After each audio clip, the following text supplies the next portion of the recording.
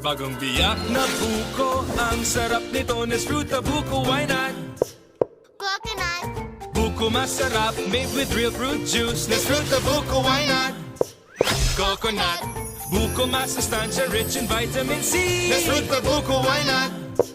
Coconut, no artificial color, real na real, kitang real, lasang real na buko, Nes fruit na buko, real na real ito. Also available in mangosteen. Ang susunod na programa ay Rated G. Ito ay pwede sa lahat ng manonood.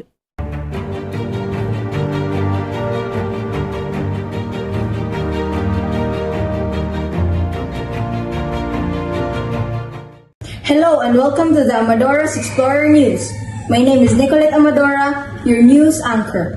Our news for today is about the newly discovered rocks that have been found at Bitoon, Dumanog, Cebu. It was said that the rocks have been discovered in Baybay, a place in Bitoon which located near the sea. It was discovered by fishermen when they sailed. Without further ado, let's have Amir Justin to further explain the story. It was one-of-a-kind rock that has been found at the land and sea of Bitoon, Dumanog, Cebu. One of the rocks that has been found is called a rock salt. To further know the background of this rock, let's have Bona Peñalosa, a petrologist. This kind of rock is sedimentary rock. Sedimentary rocks are formed from deposits of pre-existing rocks or pieces of once living organisms that accumulate on the Earth's surface. Sedimentary rocks are classified into three groups: clastical, biological, and crystalline.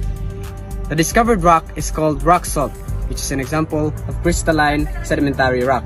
That means they formed as a result of some sort of chemical process. Additionally, crystalline is also known as evaporites or precipitates. Now, rock salt forms from seawater, which of course has salt or halite dissolved in it. And when the water evaporates, the salt stays behind in the form of crystals.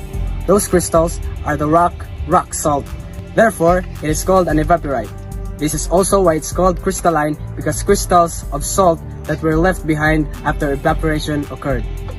Thank you for that information, Bona. Back to you, Nicolette. Amir, how about the rock that was found together with the rock salt? Well, about that, the rock is under investigation. Different processes were made so that we can really determine what type of sedimentary rock it is and how it is formed. To know the current situation, let's have Shane Lee, a petrologist from England. I just finished the investigation, and the result is that this rock is a clastic, a type of sedimentary rock.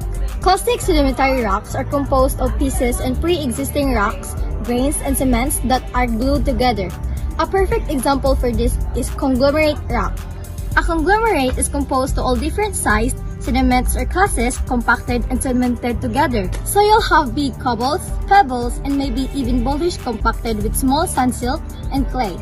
Conglomerates formed as fragments of existing rock are weathered off and eroded during erosion downstream. The clasts are then surrounded by silt or sand, and those materials are cemented by hard water.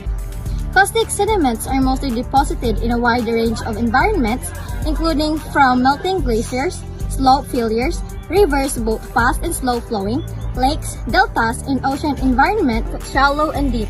Thank you for the info, Miss. Can you tell us about the one that have been found also in the sea? Was it also a sedimentary rock? For now, the rock is still under investigation, but my team are doing everything to speed up the investigation. Thank you, ma'am. Back to you, Nicolette. thank you, Amir. AA News will be right back after this segment.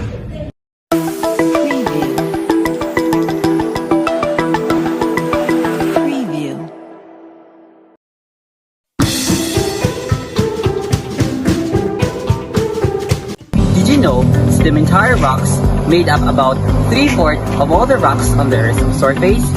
Yes, they also preserve a historic record of the environment at the time of their formation and are the only rocks that contain fossils.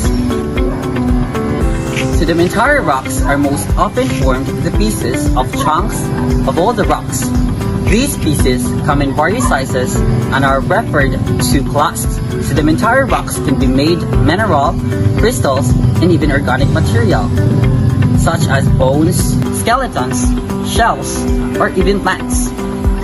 All sedimentary rocks form through 5 basic steps. These are weathering, erosion, deposition, compaction, and lithification. Let's look at each of these steps individually. The first step is the withering.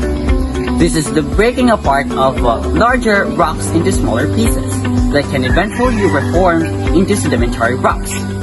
Weathering takes place in lots of ways. For example, water, ice on the gravity, or a number of the forces cause rocks to break into smaller pieces.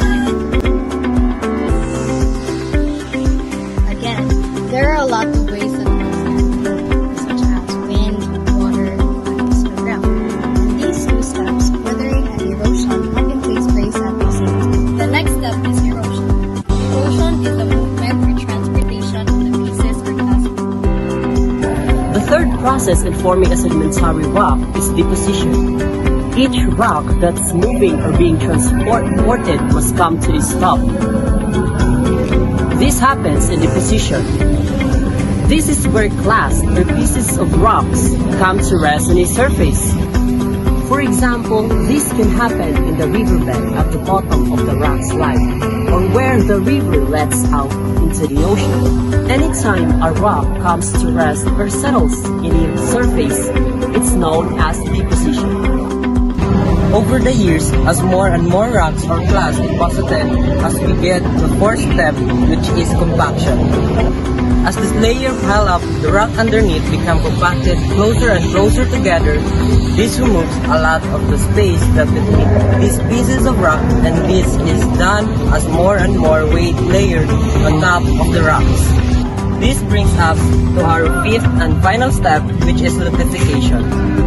Lithification takes place as minerals dissolve in water, seeps into the spaces between rocks. These minerals work to cement or glue these glass together. The process of cementing these rock pieces is called lithification. That describes the 5 processes required to make any sedimentary rock.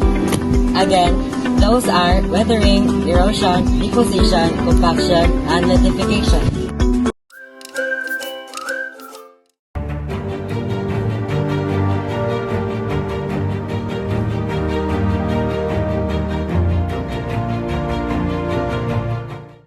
We were back again in EA News. Let's hear again from Shane Lee.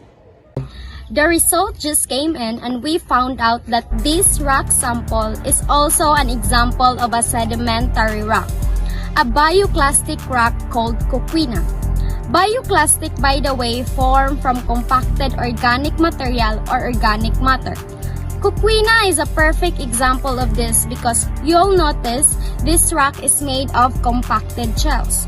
Shells, of course, are made by sea creatures and classified as organic material.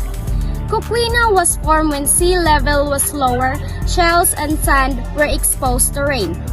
The slightly acidic rainwater dissolved some of the calcium carbonate in the shells, which glued together the sand and shells into rock.